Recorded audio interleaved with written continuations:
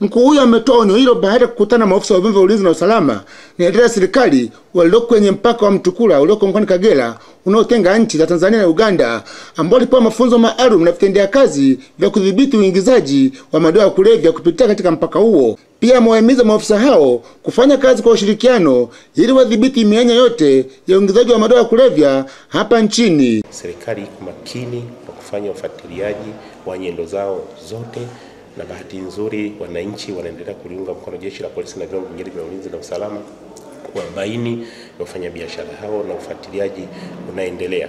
Kwa hiyo ni vyema kama wana fikra hizo za kuendelea kufanya biashara hiyo, waamini kwamba biashara hiyo hailipi. Kwa upande wake, Christina Rweshabla, ambaye ni mwanasheria wa Tume ya Taifa ya Kuratibu Udhibiti wa Dawa za Kulevya, amesema sheria zilizokuwepo ndizo zilikuwa zinachangia ongezeko la vitendo vya uingizaji wa madawa ya kulevya hapa nchini. Sheria hii itasaidia katika kupunguza tatizo la matumizi na biashara ya dawa za kulevya, kwa sababu kwenye sheria hii ambayo imeanza kutumika mwezi Septemba 2015, adhabu zake zimeboreshwa. Pale mnapokuja kufanya packaging, bado uadilifu ni wa hali ya juu sana.